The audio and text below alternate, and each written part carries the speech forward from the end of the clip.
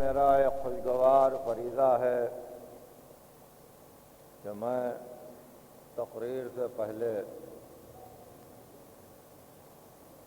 اپنے عزیزوں کی توجہ اس امر کی طرف منعطف کروں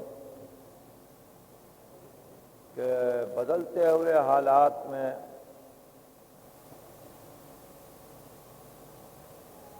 صاحبان ثروت چونکہ بے انتہا پریشان ہو چکے ہیں، اس لیے اس امام بارگاہ کی تعمیر میں کچھ رکاوٹیں پیش آ رہی ہیں۔ میری یہ خواہش ہے کہ ہر چھوٹا بڑا اپنی بساط برابر، خواہ وہ کتنی ہی قلیل رقم صحیح، نظر پیش کرے، رسید لے، تاکہ اس کا نام بھی اس عمارت کی تعمیر کرنے والوں میں شامل کر لیا جائے۔ یہاں اب غنی و فقیر کی قید نہیں ہے، یہاں اب صاحب ثروت اور نہ رکھنے والے کا ذکر نہیں ہے، بلکہ ہر ایک شخص کے لیے یہ لازم ہے کہ وہ جاتے ہوئے اس امر کا لحاظ کرے کہ اپنا نام بھی اس عمارت کے تعمیر کرنے والوں میں لکھوا دے اور بارگاہ سید سجاد سے اس کا صلہ لے۔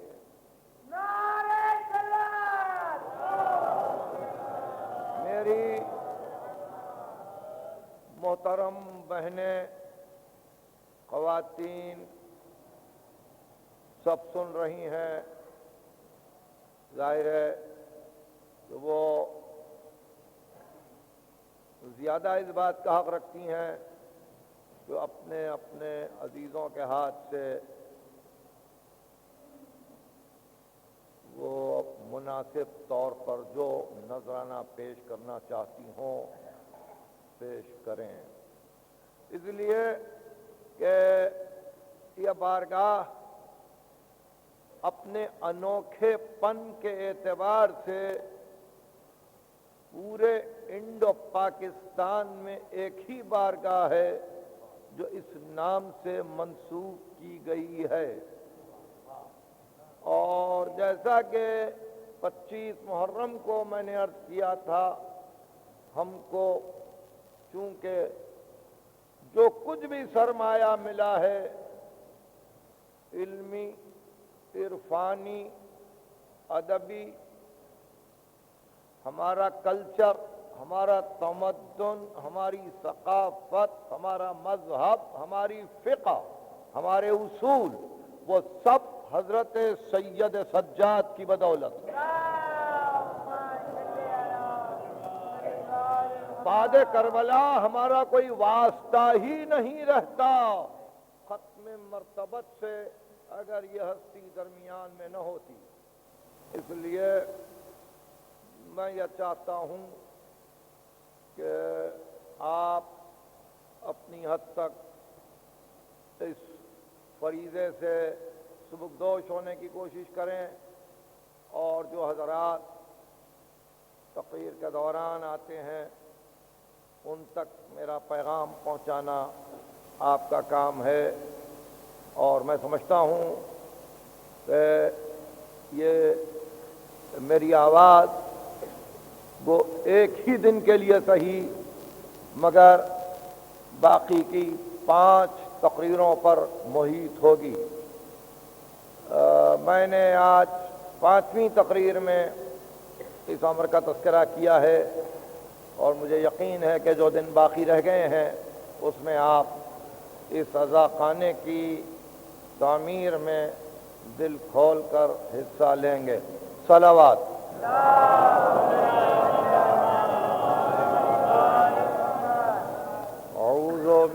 بالله السميع العليم من الشيطان اللعين الرجيم بسم الله الرحمن الرحيم الحمد لله الذي لا يفره المنع والجمود ولا يقضيه الإعطاء والجود إذ كل موت منتقص سواه وكل مانع مذموم ما خلاه هو المنان بفوائد النعم وعوائد المزيد والقسم ما اختلف عليه دهر فيختلف منه الحال ولا كان في مكان فيجوز عليه الانتقال جلت عظمته والصلاة والسلام على سيد أصل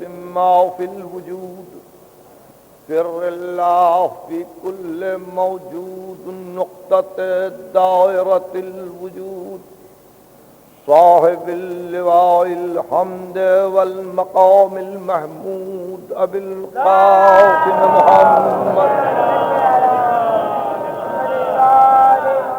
وأهل بيته الطيبين الطاهرين المعصومين المظلومين الذين أذهب الله عنهم الرجس وطهرهم تطهيرا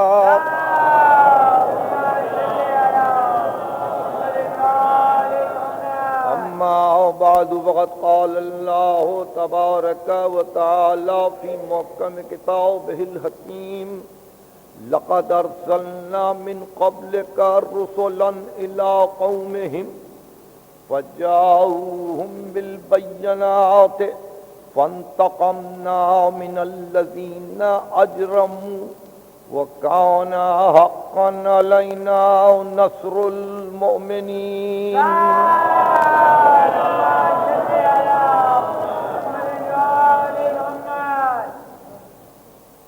سلسلہ تقریر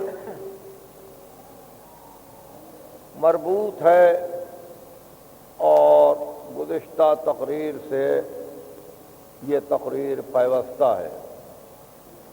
نصرت حق اور مومن کے عنوان پر گفتگو ہو رہی ہے۔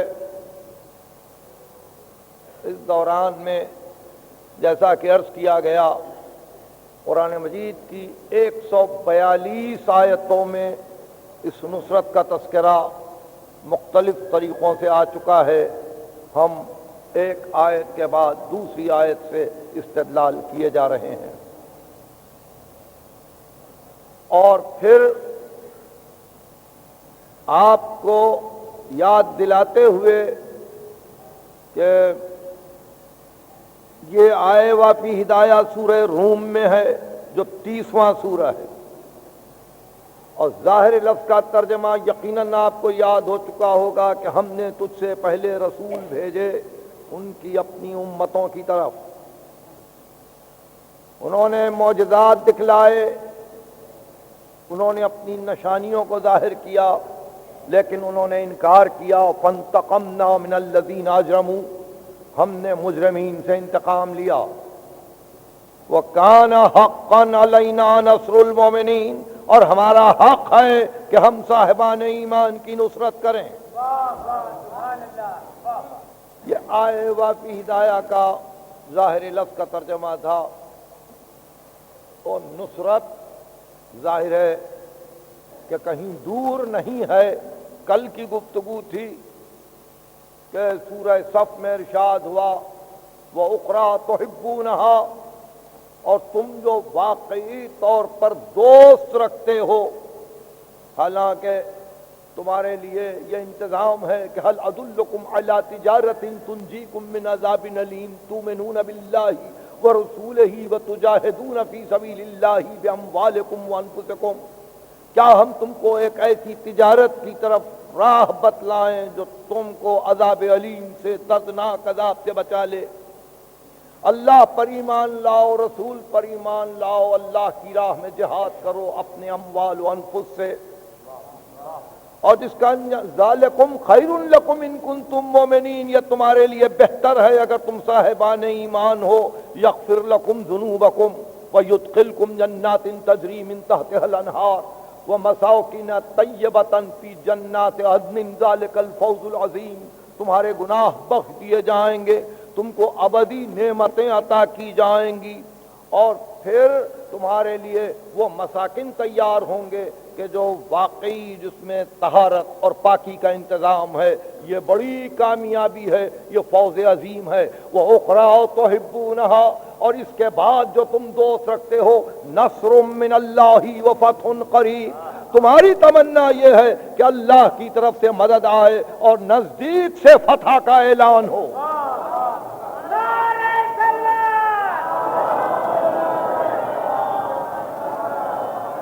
اخرى تحبونها نصر من اللہ وفتح قریب، تم جو دوسری چیز پسند کرتے ہو، محبوب رکھتے ہو، جس سے محبت کرتے ہو، وہ اللہ کی مدد ہے اور فتح قریب ہے۔ اخرى تحبونها نصر من اللہ وفتح قریب، تم چاہتے ہو کہ تمہاری نصرت کی جائے اور تم کو غلبہ حاصل ہو۔ فتح قریب کے متعلق عرض کیا جا چکا کہ ایمان کا آہستہ آہستہ بڑھنا، ایمان میں اضافے کا محسوس ہونا، ایمان کے مدارج کا آہستہ آہستہ طے کرنا، یہ فتح قریب ہے کہ کہیں دل ہی کی منزل سے کوئی مقام قلب ہی سے کوئی ہدایت کر رہا ہے کہ ہاں ایمان میں اور اضافہ کر لے، ایمان میں اور زیادتی کر لے۔ یہ ہے وہ فتح قریب کہ جس کو آپ کے علماء عرفا نے تسلیم کیا ہے، ورنہ فتح میں یہ غلبہ ظاہری، یہ ظاہری فتوحات، یہ جغرافی حدود کا آگے بڑھ جانا، یہ اللہ کے نزدیک فتح نہیں ہے۔ فتح مومن کی تو یہ ہے کہ ایمان ہر آن بڑھتا رہے۔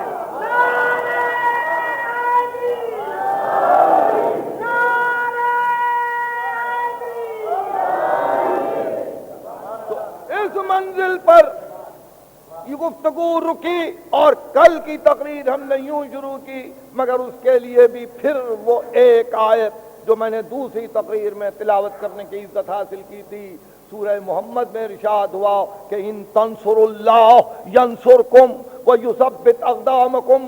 سنو اے صاحبان ایمان، یا ایھا الذین آمنوا ان تنصروا اللہ ینصرکم، اگر تم اللہ کی مدد کرو گے تو خدا تمہاری مدد کرے گا۔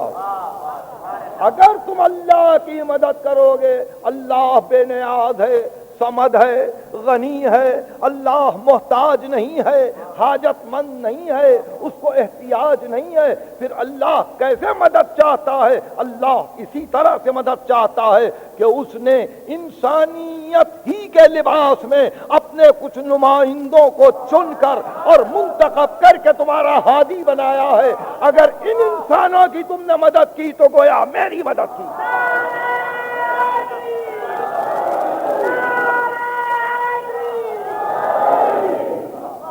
انصر اللہ ینصرکم، اگر تم اللہ کی مدد کرو گے تو اللہ تمہاری مدد کرے گا۔ وَيُثَبِّتْ أَقْدَامَكُمْ، اور تمہارے قدم کو ثبات عطا کرے گا، تمہارے قدم کو ثبات عطا کرے گا۔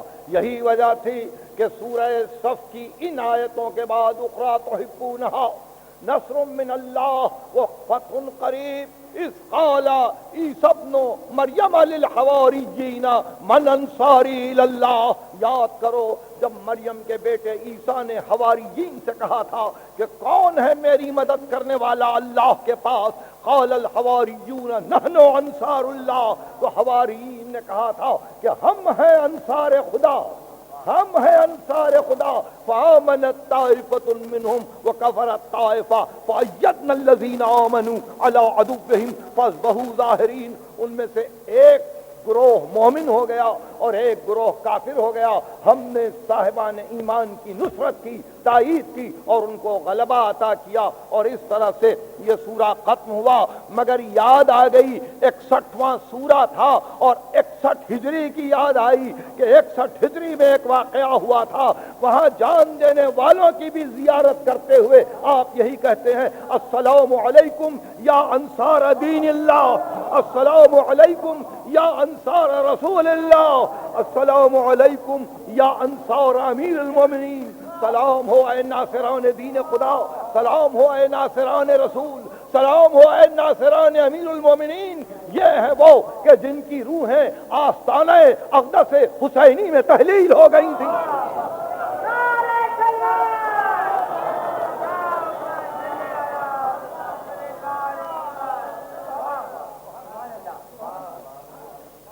اس منزل پر گفتگو کو پہنچا کر پھر ہم کل کی تقریر کے آخری حصے سے کچھ اقتباس کو لیں تاکہ سلسلہ کلام اور زیادہ محکم ہو, اور اس لیے کہ اس پر بنیاد فکر ہے اور وہ اساس فکر ہے میرے لیے. وہ یہ کہ جہاں نصرت کا ذکر آیا وہاں ایک طریقہ یہ بھی بتلایا کہ دیکھو اللہ کی مدد تو کرتے ہو, اس کے رسولوں کی مدد تو کرتے ہو, مگر ایک وقت وہ بھی آتا ہے جہاں اپنی آپ بھی مدد کرو, اپنی مدد کرو, اپنی مدافعت کرو, اپنے آپ کو شر سے دشمنوں کے بچاؤ. اور وہ منزل تھی سورہ شعراء کی کہ 26واں سورہ ہے قرآن کا, وَالشُّعَرَاءُ يَتَّبِعُهُمُ الْغَاوُونَ.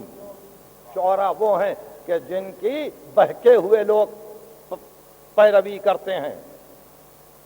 الم تر انہم فی کل واد یہیمون, کیا تم نے نہیں دیکھا کہ وہ ہر وادی میں گھومتے ہیں, ان کا ایک مقصد نہیں ہے, ایک پیغام نہیں ہے, وہ کبھی ادھر جاتے ہیں, کبھی ادھر جاتے ہیں, کبھی اس امر پہ گفتگو کرتے ہیں, کبھی اس امر پہ گفتگو کرتے ہیں. الم تر انہم فی کل واد یہیمون وانہم یقولون ما لا یفعلون, اور وہ کہتے ہیں جو کرتے نہیں ہیں.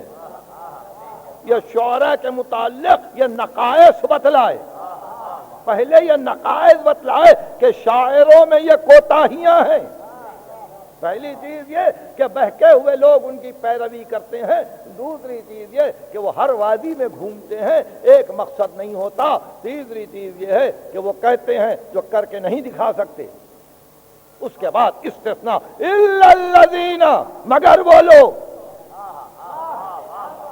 مگر الا الذین آمنوا, مگر وہ لوگ جو ایمان لائے, وہ عمل الصالحات اور عمل صالح کیا, وہ ذکر اللہ کثیرا, اور اللہ کو مسلسل یاد کرتے رہے, وانتصروا من بعد ما ظلموا, اور جب ان پر ظلم ہوا تو انہوں نے اپنی مدافعت کی, اپنی مدد کی, اپنی نصرت کی. وَسَيَعْلَمُ الَّذِينَ ظَلَمُوا أَيَّ مُنْقَلَبٍ يَنْقَلِبُونَ, قریب ہے کہ جان لیں گے ظالم کہ ہم ان کو کس کروٹ پر الٹ دینے والے ہیں.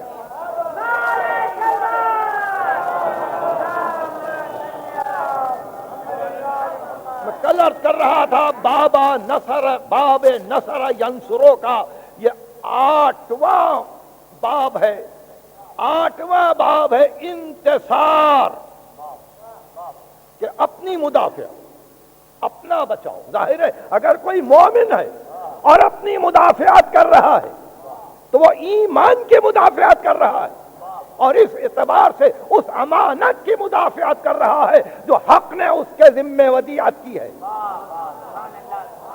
وانتصروا من بعد ما ظلموا, اور جب ان کا ظلم ہو چکتا ہے تو وہ انتصار کرتے ہیں, وہ انتصار کرتے ہیں, اور وہ چاہتے ہیں کہ مدافعت کریں, وہ اپنے آپ کو بچانا چاہتے ہیں, اپنی حفاظت چاہتے ہیں. اس لیے انتصار کے لیے عربک انگلش ڈکشنری میں جو لفظ آیا وہ سیلف ڈیفنس ہے, یعنی اپنا بچاؤ. انتصار اپنا بچاؤ. من بعد ما ظلموا, بحیثیت انسان کے اگر وہ اپنے آپ کو بچا لے جائیں تو ظاہر ہے کہ ہر انسان صیانت ذات چاہتا ہے, حفاظت ذات چاہتا ہے. مگر بحیثیت مومن کے جب اپنی حفاظت چاہتے ہیں اور بحیثیت مظلوم کے جب اپنی حفاظت چاہتے ہیں تو بڑا فرق ہو جاتا ہے، بڑا فرق ہو جاتا ہے، اس لیے کہ وہ اپنی حفاظت چاہتے ہیں اور ہم مدد کرتے ہیں، اور ہم مدد کرتے ہیں، پھر ان کو باقی رکھتے ہیں، ان کے نام کو باقی رکھتے ہیں، ان کی فکر کو باقی رکھتے ہیں۔ یہ انتصار مظلوم ہے کہ جس کے لیے خاص طور پر شعراء کو چنا گیا کہ شعراء مظلوم کی حمایت کرتے ہیں۔ اور اسی مقام پر کل فرزدق کا ذکر کر رہا تھا، فرزدق کا ذکر کر رہا تھا، جس کا نام حمام، اس کے باپ کا نام غالب، اس کے دادا کا نام صعصعہ ہے، مجاشعی قبیلے سے ہے، اور پھر ابو فراس کنیت ہے۔ اس نے وہ مشہور قصیدہ کہا ہے حضرت سید الساجدین کی شان میں ہشام ابن عبد الملک کے سامنے، جب اس نے یہ کہا تھا کہ میں تو نہیں جانتا یہ کون ہے، تو اس نے بے اختیار کہا کہ جاہل بننے کی کوشش نہ کر، تو اگر نہیں جانتا تو اچھا ہے نہ جان، مگر اس کو تو مکے کا ذرہ ذرہ پہچانتا ہے۔ تو یہ قصیدہ بھی آپ نے کل سنا، اس کے بھی 3 شعر میں نے پڑھے، اور اب اس کے بعد عرض کروں کہ یہ انتصار مظلوم قوموں کی زندگی میں بڑی اہمیت رکھتا ہے، قوموں کی زندگی میں بڑی اہمیت رکھتا ہے۔ اور جب شعراء نے یہ ذمہ داری قبول کی کہ ہم مظلوم کی حمایت کریں گے، تو پھر ایسے موقع پر ان شعراء کو نہ صرف یہ کہ صلے ملے بلکہ حیات جاویدانی ملی، ان کا نام رہ گیا، ان کا نشان رہ گیا، ان کا ذکر رہ گیا، ان کا ادب رہ گیا۔ اور پھر ظاہر ہے کہ اگر میں ذکر کروں فرزدق کا تو یہاں یہ بھی ممکن ہے کہ فرزدق کے ساتھ میں اس امر کا بھی تذکرہ کروں کہ ہمارے اپنے ادب کے اعتبار سے، ہمارے اپنے کلچر کے اعتبار سے، ہم کو جس نے انتصار سے آگاہ کیا، ہم کو جس نے انتصار مظلوم سے آگاہ کیا، ہم اس کو بھی نہیں بھلا سکتے، اور وہ ہے انیس، انتصار مظلوم۔ اس نے بادشاہوں کی ثنا نہیں کی ہے، یہ انتصار مظلوم ہے کہ غیر کی مدح کروں چاہے کا ثناخواں ہو کر، مجرئی اپنی ہوا کھوؤں سلیمہ ہو کر۔ تو انتصار مظلوم کی منزل ہے کہ جہاں اگر کبھی ان کو ان کے بچپن ہی میں غزل کا موقع ملا ہے اور ناصح کے سامنے انہوں نے اپنے غزل کا مطلع پڑھا تو وہیں سے ایک بو آ رہی تھی کہ مظلومیت کی طرف کتنا رجحان ہے۔ غزل کا مطلع پڑھا انیس نے اور اس کے بعد پھر غزل نہیں کہی، کھلا باعث یہ اس بے درد کے آنسو نکلنے کا، کھلا باعث یہ اس بے درد کے آنسو نکلنے کا، دھواں لگتا ہے آنکھوں میں کسی کے دل کے جلنے کا۔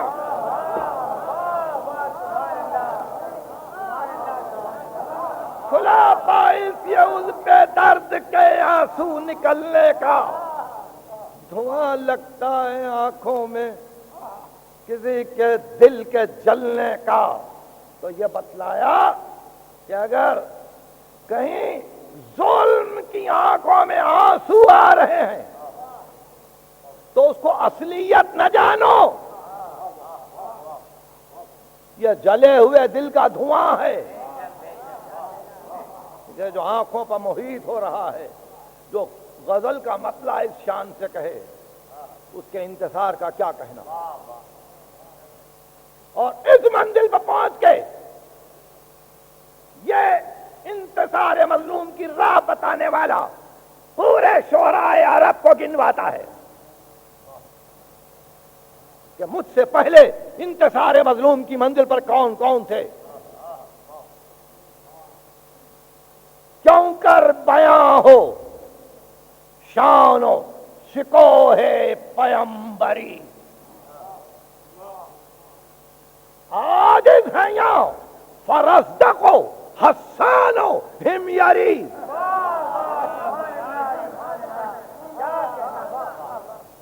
کیوں کر بیاں ہو شوکت و شان پیمبری، عاجز ہیں یہاں فرزدق و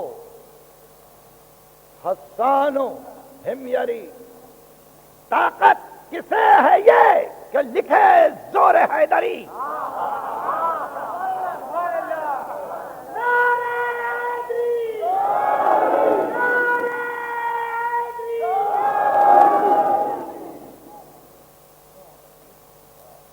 اس مقام پر چوتھا مصرع سنیے اور اس کے بعد ہم 4 مصروں کی شرح چاہتے ہیں۔ دوڑے کمیت قامہ تو کھائے سکندری، اب دیکھیے یہ 4 شعراء ہیں، فرزدق، حسان، ہمیری، کمیت۔ کمیت کے 2 معنی ہیں، ایک کمیت گھوڑے کے معنی میں ہے، ایک کمیت عرب کا مشہور شاعر ہے دور امام باقر کا۔ اس طرح سے میر انیس نے ایک صنعت میں یہ نام لے لیا، دوڑے کمیت قامہ تو کھائے سکندری۔ آئیے پہلے حسان دور رسول کا شاعر ہے، یہ حسان ہے کہ جس وقت امیر المومنین نے بت شکنی کے وقت دوش رسول پر اپنے قدم رکھے تو حسان نے تہنیت میں قصیدہ کہا، حسان نے تہنیت میں قصیدہ کہا، سننے والے حیران تھے کہ مدد کرنے والے کہاں سے مدد کرتے ہیں۔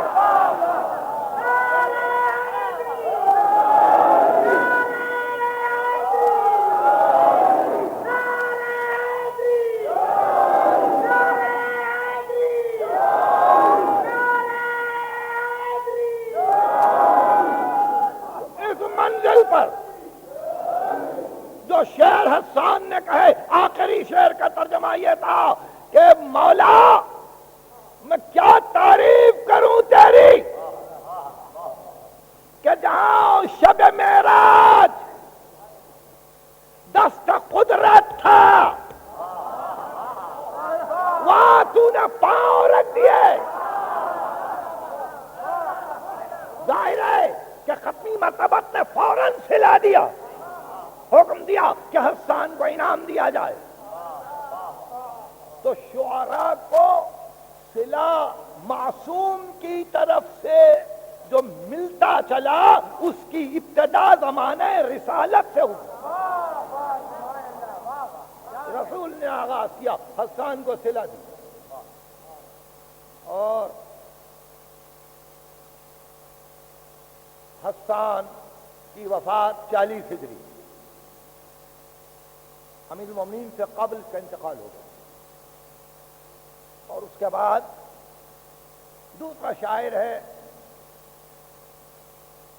فرزدق، جن کا کل میں نے ذکر کیا، آج ان کا سن وفات دے رہا ہوں 110 ہجری، یعنی حضرت سید الساجدین نے جیسا کہ کل عرض کیا گیا 40 سال اس کی زندگی کے جمع کیے، اور 40 سال کے لیے سالانہ اس کی امداد کا اس طرح سے انتظام کیا کہ مجموعی رقم وقت واحد میں دے دی، اور یہ کہہ کے عطا کی کہ اگر 41واں سال تجھ پر گزرتا تو وہ بھی دیتا.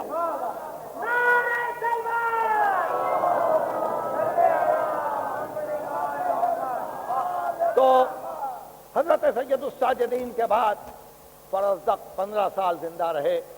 110 ہجری میں ان کا انتقال. اس کے بعد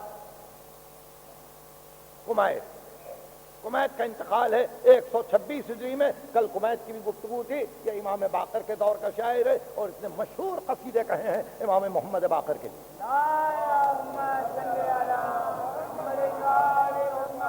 اور انہی قصیدوں نے بنی امیہ کے دل ہلا دیے تھے. اور کمیت کا یہ عالم تھا کہ قصیدہ کہتے تو پھر کسی کی پرواہ نہ کرتے. کسی گاؤں میں جائیں, کسی دیہات میں جائیں, کسی قریے میں جائیں, قصیدہ پڑھتے جاتے اور گلیوں میں گھومتے جاتے. ان کا سن وفات 126 ہجری ہے. اس کے بعد ہمیری ہے. ہمیری کا سن وفات 189 ہجری ہے. اسماعیل ہمیری یہ بڑا عجیب و غریب خاندان ہے. ان کی ساری اولاد میں روات آئے ہیں. ائمہ کے راوی ہیں, سب ائمہ کے راوی ہیں. محمد ابن اسماعیل ہمیری اور احمد ابن محمد ابن اسماعیل ہمیری یہ سب کے سب روات. اور سید ہمیری اسماعیل ہمیری مشہور شاعر ہے امام صادق کا. تو ایسے موقع پر میر انیس انتصار مظلوم کی جگہ جو معین کر رہے ہیں تو وہاں بے اختیار ان کو یہ کہنا پڑا کیوں کر بیاں ہو شان و شکوہ پیمبری, عاجز ہیں یا فرزدق و حسان و ہمیری. اور پھر طاقت کس کو یہ کہ لکھے زور حیدری, دوڑے کمیت خامہ تو کھائے سکندری. سکندری کھانا آپ کو معلوم ہے, گھوڑے کا ٹھوکر کھانا, اس کو سکندری, گھوڑے کا ٹھوکر کھانا.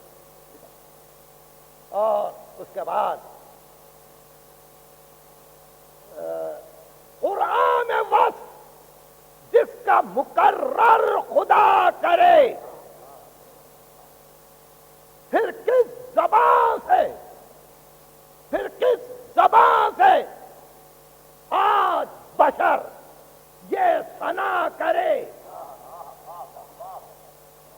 قرآن میں جس کا وصف مقرر خدا کرے, اس کی زبان سے بشر ثنا کرے. یعنی ظاہر ہے کہ میں تو اس تعریف کے قابل نہیں ہوں کہ میں تعریف کروں, مگر اس کے بعد ایک مرتبہ اپنے آپ کو اس منزل پر انہوں نے پایا کہ جہاں ہم تعریف کیسی کرتے ہیں. بینا ہوئی جو آنکھ تو نور خدا کہا, عقدے کھلے تو عقل نے مشکل کشا کہا.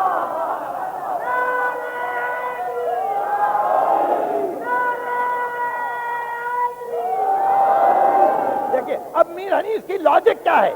لاجک یہ ہے کہ آپ جو کوئی بھی تعریف کریں گے تو پہلے فائدہ اٹھائیں گے اور فائدہ اٹھانے کے بعد اس فائدے کے تعلق سے آپ تعریف کریں گے. بینا ہوئی جو آپ تو نور خدا کہا, اور پھر عقدے کھلے تو عقل نے مشکل کشا کہا. اور اس کے بعد نعمت ہوئی حصول تو حاجت روا کہا. یعنی ایک ایک منزل کو طے کیا. عقدہ کشا کہا, حاجت روا کہا, نور خدا کہا, اور اس کے بعد آیا پایا در مراد تو بحر سخا کہا. اب دیکھیے چوتھے مصرے سے بیت بن رہی ہے. پایا درے مراد تو بحر سخا کہا کہ یہ سخاوت کا دریا ہے، مگر پہلے گوہر مراد تو ملے.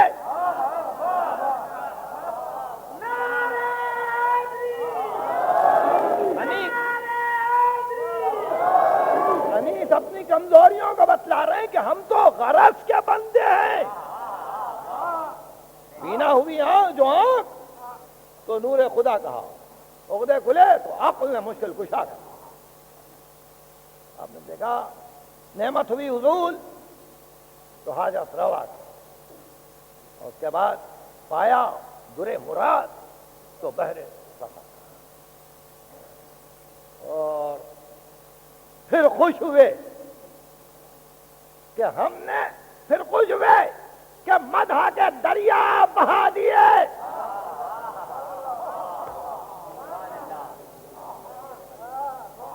دیکھیے بیت عجیب و غریب بیت ہے. میر انیس کے پورے 6 دیوان گواہ ہیں. پھر خوش ہوئے کہ بحر مدح کے دریا بہا دیے. ارے کیا بڑھ گیا جو بحر میں قطرے ملا دیے.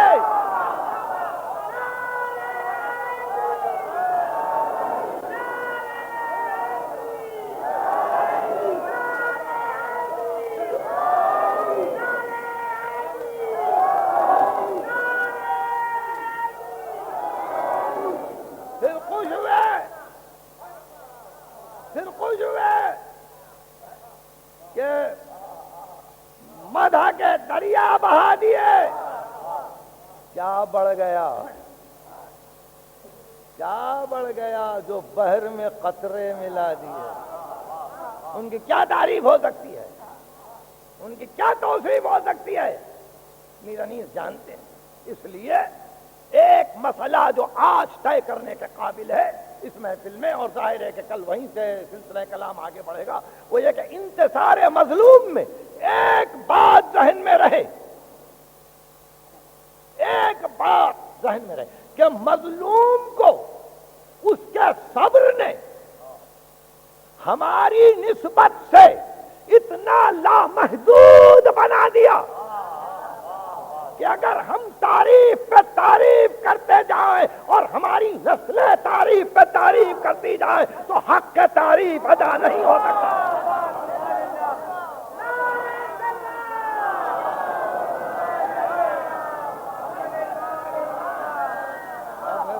یہ ہمیشہ یاد رکھیں، مظلوم کو کمال صبر نے ہماری نسبت سے، یہ لفظوں پہ خیال رکھیے، اللہ کی نسبت سے نہیں.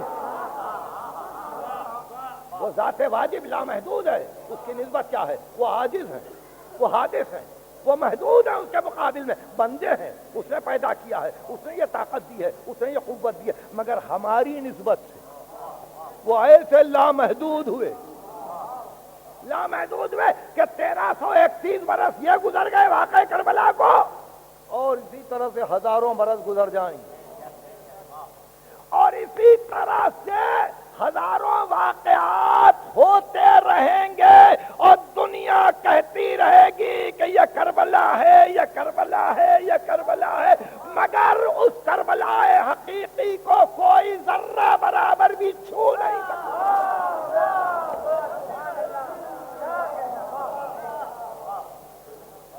کوئی چھو نہیں سکتا. بہرحال یہ وہ منزل ہے کہ جہاں میر انیس کو جب یہ خیال ہوا کہ میرا ممدوح لامحدود ہے، تو ایسی منزل پر اب وہ ممدوح کی تعریف میں چلی، اور ممدوح کی تعریف اور توصیف کی، تو پھر اس مقام توصیف پر اپنے آپ پر ناز کیا. اب انیس جہاں جہاں ناز کریں، جہاں جہاں ناز کریں وہ بجا ہے. کہہ رہے ہیں مرثیہ، مگر آج تک کسی اردو ادب کے شاعر نے اعتراض کیا ہے انیس کے اس شعر پر کہ انہوں نے یہ کیوں کہا؟ کہہ رہے ہیں مرثیہ، مگر وہ کہتے ہیں اردو ادب کے شعر پر میرا احسان ہے، صبح کھو چلی تھی ترازو یہ شعر مگر میں نے پلہ گرا کر دیا.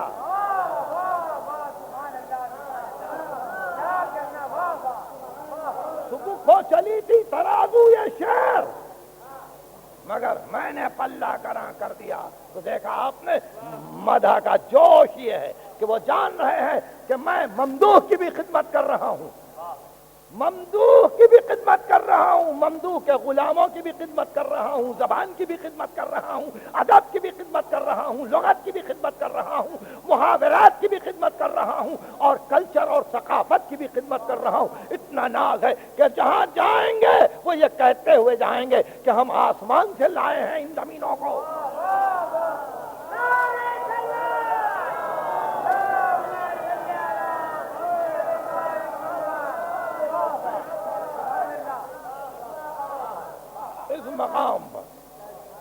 اس مقام پر وہ انہی کو حق پہنچتا, انہی کو حق پہنچتا.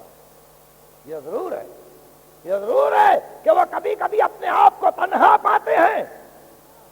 میں نے کبھی کسی مقام پر رضا خان زہرا میں کوئی 4-5 بند اس کے پڑھے تھے.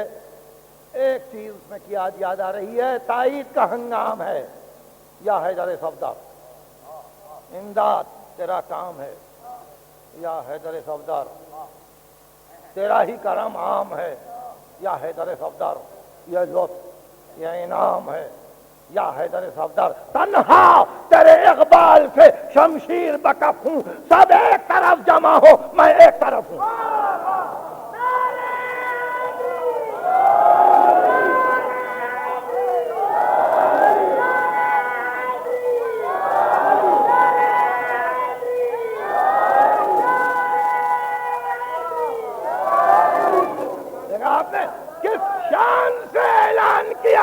تنہا تیرے اقبال سے شمشیر بکف ہوں, یعنی میں شعر نہیں کہہ رہا ہوں, دشمنوں کے گلوں پہ شمشیر ہے.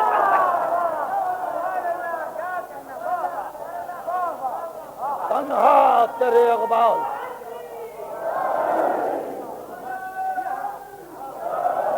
تنہا تیرے اقبال سے شمشیر بکف ہوں, سب ایک طرف جمع ہو میں ایک طرف ہوں.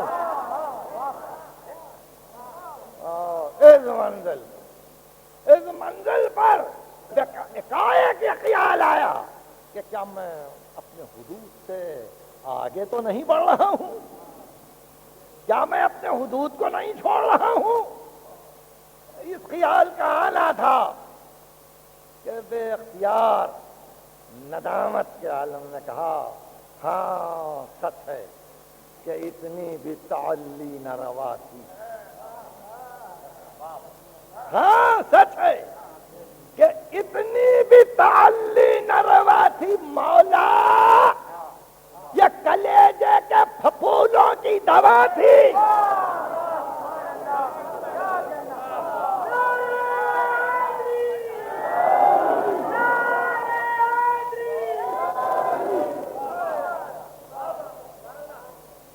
ہاں سچ ہے کہ اتنی بھی تعلی نہ روا تھی.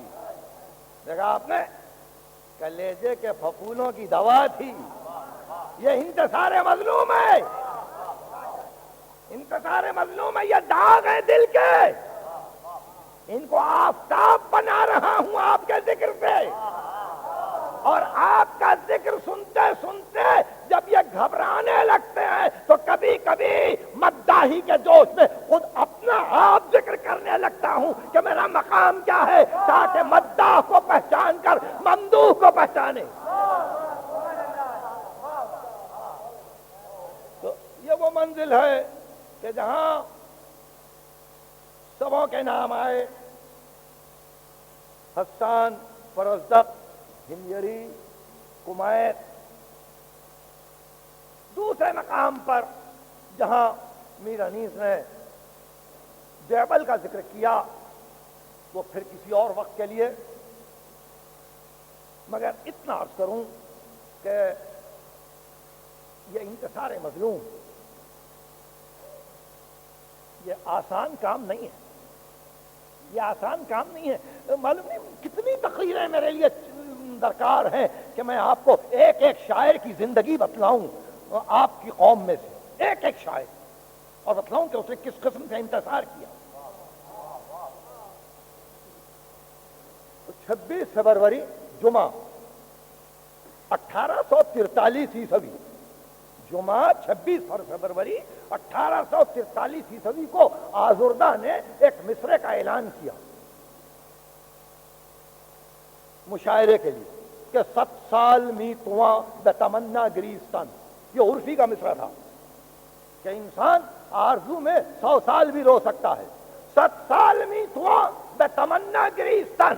آزردہ نے اعلان کیا اپنے گھر میں مشاعرے کا جمعہ 26 فروری اور 1800 جو سن ابھی میں نے دیا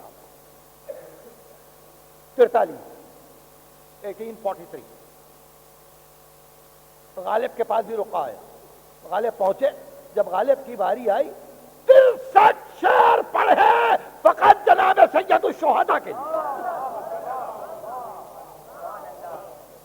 اور سارے شعراء حیرت سے غالب کا منہ تک رہے کہ غزل کی محفل ہے، اور بار بار کہے جا رہے ہیں کہ رشکا یدم بابر کہ در حد وسعوز برخا کے کربلا معلا گریستان.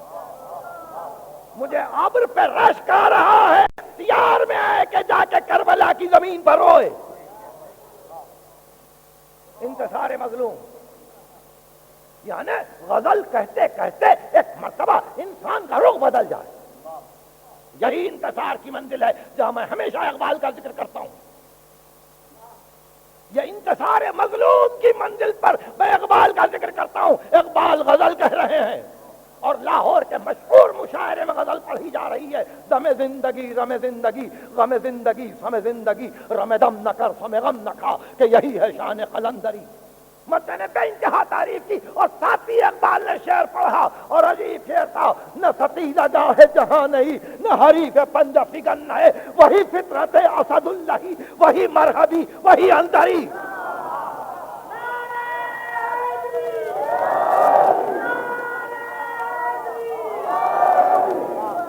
یہ انتصار مظلوم ہے، یعنی وہ پرواہ نہیں ہے ان کو کہ کون سن رہا ہے، اور اس کے بعد ان کو اس کی پرواہ نہیں ہے کہ وہ بعد میں آنے والے ممکن ہے کہ یونیورسٹی کے نصاب سے اشعار کو نکال دیں. غزل ہے، یہ غزل ہے بانگے درا میں، اور غزل کا شعر ہے. نہ ستیزہ گاہ جہاں نہیں، نہ حریف پنجہ فگن ہے، وہی فطرت اسد اللہ، وہی مرحبی، وہی انتری. اقبال کو علم تھا مرحب کون ہے، انتر کون ہے. آج یہاں پوچھا جا رہا ہے کہ مرحب نامی کوئی پہلوان خیبر میں تھا ہی نہیں. آج یہ مضمون لکھا جا رہا ہے. بہرحال یہ انتصار مظلوم ہے کہ اس نے ثبت کر دی. وہی فطرت اسد اللہ، وہی مرحبی، وہی انتری. اسی شان سے میر تقی میر کہ جہاں حیرت ہوتی ہے کہ کیا کہتے ہوں گے اس دور کے شعراء، جب آج اس کے دیوان کو کھول کر انسان کانپ اٹھتا ہے کہ یہ مطلع اور غزل میں،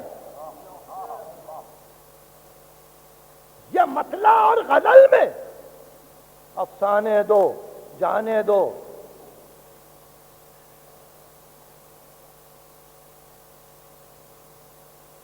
اس میں شعر کہا خوب نہیں ہے شمع کی غیرت، ساتھ رہیں بیگانے دو.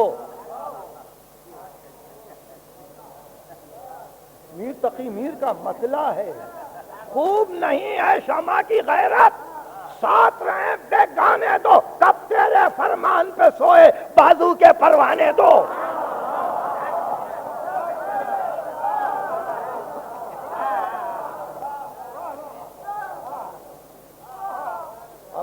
یہ انتصار مظلوم ہے، یعنی جہاں موقع ملے مظلوم کا تعارف کروا دو. جہاں موقع ملے آہستہ سے وہ حرکت چاہیے، وہ فعالیت چاہیے کہ جہاں سننے والے کے دل میں جیسے کسی نے نشتر چبھو دیا آہستہ سے، کہ اب اس کا خیال آیا ارے کیا کہہ گئے. دیوان میں ہے، آج بھی ہے، آج بھی ہے، آج بھی. اور اس شان سے ہے کہ حیرت ہوتی ہے. مگر ظاہر ہے کہ اب اردو ادب میں یہ کلام نصاب میں نہیں رہا، اس لیے کہ سمجھانا پڑتا ہے نا، سمجھانا پڑتا ہے. کون ہے سمجھانے والا؟ کیا کر یہ کس کا عشق ہے، کس کا ہجر ہے، کس کا فراق ہے، کس کی شکایت ہے، کس سے شکوا ہے، کس سے گلا ہے، یہی تو باتیں ہیں غزل کی جان. خوب نہیں ہے شمع کی غیرت، ساتھ رہے بیگانے دو، کب تیرے فرمان پر سوئے بازو کے پروانے دو. بے خود مہانی اپنی غزل پڑھ رہے تھے، مشہور عروج اس زمانے میں ان کے بزم سخن کا تھا. اور ایک مرتبہ یہی زمین میں غزل پڑھتے پڑھتے پھر انتصار مظلوم آئے تھے لے کر دفن کی حسرت، چلتے ہیں تیر جنازے پر، خیر تمہاری جیسی مرضی آؤ بیٹھو جانے دو. آئے تھے لے کر دفن کی حسرت، چلتے ہیں تیر جنازے پر. تاریخ عشق میں کسی کے جنازے پر تیر چلے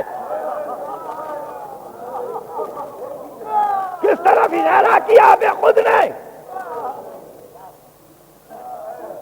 شاعر نے دل میں چٹکی لی، ایک تیر سے ہدف بنایا اور کہا رہے یہ دار، رہے یہ دار جب تک ہمارا دیوان ہے.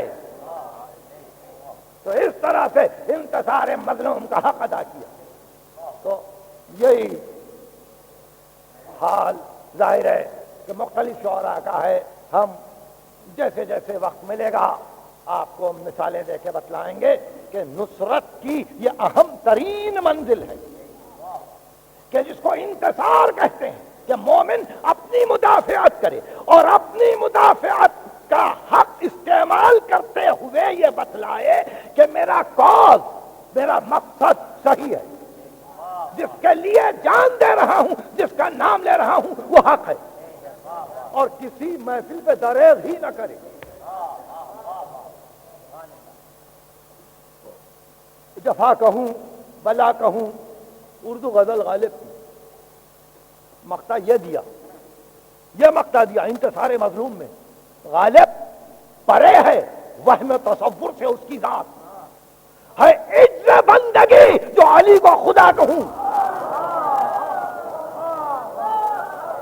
یہ لفظ ہو جائے کہ ہے عجز بندگی، غالب پرے ہے وہم و تصور سے اس کی ذات. دوسرے شعراء نے کیا سوچا ہوگا، کیا خیال کیا ہوگا، مگر غالب ورے ہے فہم و تصور سے اس کی ذات ہے، عجز بندگی جو علی کو خدا کہوں. تو اس منزل پر کہ جہاں انتصار مظلوم کے لیے ہم نے مختلف شعراء کو دیکھا، مختلف شعراء کو دیکھا، یعنی امام بخش ناسخ سے لے کر ان سے پہلے سے ولی تکنی اور میر تقی میر اور ان کے تمام ساتھیوں کو لے کر جب کبھی موقع ملے گا تو آپ کو پتا چلے گا کہ صحیح طور پر اگرچہ یہ مرثیہ گو نہیں تھے مگر انہوں نے حق محبت ادا کیا، حق محبت ادا کیا اور یہ بتلایا کہ مظلوم کی نصرت کیا ہے. اور اسی منزل پر آپ کا دیوبل ہے، دیوبل ہے امام رضا خراسان میں، خراسان میں ہے دیوبل، حاضر خدمت ہے. کیا دیوبل سنائیے کہ تم نے کوئی مرثیہ کہا ہے ہمارے لیے؟ کا فرزند رسول کہا تو ہے مگر آپ کے سامنے کیسے پہنچوں؟ کہ ہماری اجازت، ہماری اجازت؟ دیوبند نے آغاز کرنا چاہا کہ نہیں دیوبند تمہارے لیے تو ممبر چاہیے.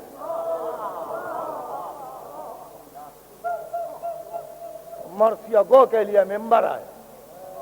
ممبر کے قریب دیوبند کھڑے ہو گئے. کہا نہیں دیوبند بیٹھ جاؤ, ممبر پہ بیٹھ جاؤ. اور کی فرزند رسول امام نیچے ہے.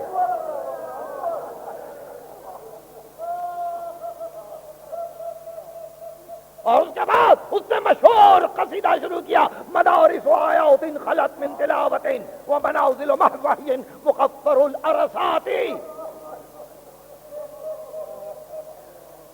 جہاں قرآن کی آیتیں پڑھی جاتی تھی وہ مدرسے خالی ہو گئے, جہاں وحی نازل ہوتی تھی وہ منزلیں ویران ہو گئیں.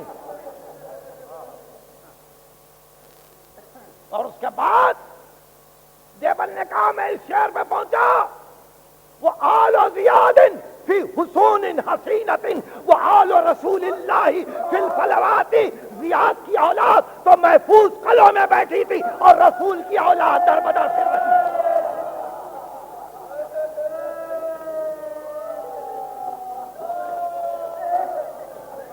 دیوبند بیان کرتے ہیں کہ امام پہ گریہ طاری ہوا. اور اس کے بعد جیسا کہ قاعدہ ہے انتصار مظلوم کا کہ ہر شاعر نے آواز دی ہے اس بی بی کو جو مرکز مصائب ہے. اور دیوبند نے اپنے مرثیے کو شروع کیا, افاطم قومی یبنت الخیر فندبی نجوم سماوات بارض فلاتی. فاطمہ اٹھو فاطمہ, آسمان کے تارے زمین میں بکھر چکے, آسمان کے تارے زمین پر بکھر چکے.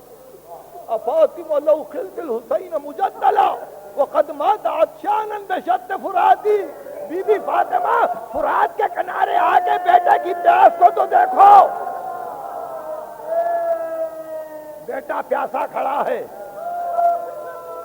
اور اس کے بعد اس طرح سے قصیدہ شروع کیا, قبور بکوفان واخری بطیبۃ واخری بفق علیہا صلواتی. ہائے آل محمد کی بے کسی, ان کی قبریں کوفے میں ہیں, ان کی قبریں بغداد میں ہیں, ان کی قبریں شط فرات پر ہیں, ان کی قبریں میدان فق میں ہیں. وہ کہا قبور ببطن النہر من جنب کربلا محرسہم فیہا بشط فراتی. اور نینوا کے میدان میں کربلا کی زمین پر کچھ قبریں ہیں فرات کے کنارے. اس کے بعد کہا وہ قبر ببغداد لنفس زکیہ تضمنها الرحمن بالغرفات. اور ایک غریب کی قبر بغداد میں ہے. یہ آپ کے مظلوم امام ہے, امام موسی کاظم. یہ کہہ کے دیوبند رک گئے. کہا کیوں دیوبند, قصیدہ ختم ہو گیا؟ کہا فرزند رسول ختم ہو گیا. ختم ہو گیا؟ کہا نہیں دیوبند ایک شعر اور اضافہ کر, ایک شعر اور اضافہ کر. کہا مولا کون سا شعر؟ کہا لکھو وہ قبر بطوس یا لہا من مصیبت. ایک شہید کی قبر مشہد میں بھی ہوگی.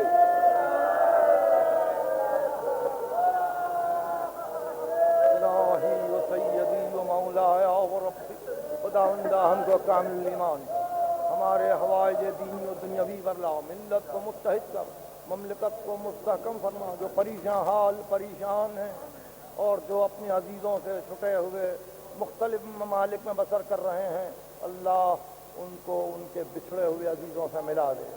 تعجیل پر